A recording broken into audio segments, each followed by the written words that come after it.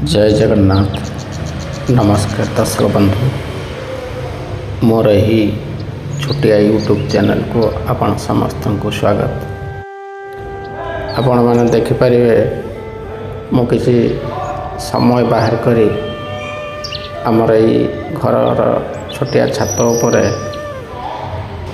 किसी छोटिया अखा बिछाई से माटी एवं गोबर खत मिसाई विभिन्न प्रकार सागर मंजी बुणी थी, जहाँ बहुत कम दिन रे ग्रोथ देखा मिली कि सुंदर भाव सबुजिमार भरी उठी। खड़ा शाग बहुत सुंदर ग्रोथ करी कलम एवं ता पाखरे बाईगण गछटी बहुत सुंदर ग्रोथ करी। सबु प्रकार गछ छात उपर हो पार।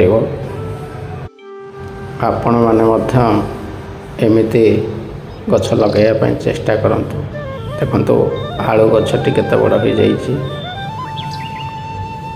ता पाखकु आलू गछ एवं एथिरे रसुण लगा जाइछि।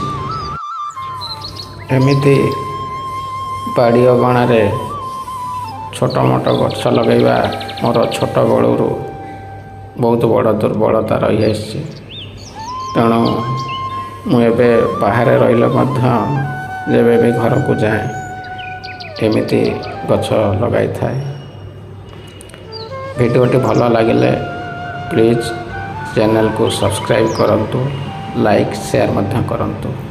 कथा होची आमे जो माने समस्ते छात उपर यहीपरी कुंडरे हो कि अखारे हो गछ लगाई परिवा चाष करथांती।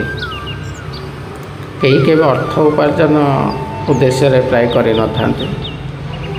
समस्ते तांकर दैनंदिन जीवन जो टिके समय मिले एणे तेणे न काटी एथिरे समयटा को विनियोग करथांती, जहाँ फल दिनटी भलरे कटिवा सहित जो किछिटा फल पनीपरिया मिले ताहा रोषेईशाला को मंडित करिथाए।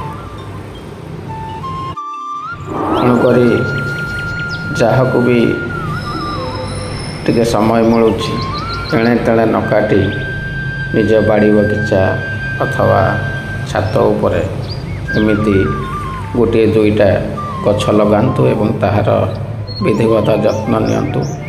देखिए दिनटी बहुत सुंदर कटिवा सहित निजर मन को मध्य बहुत प्रफुल्लित करिवो।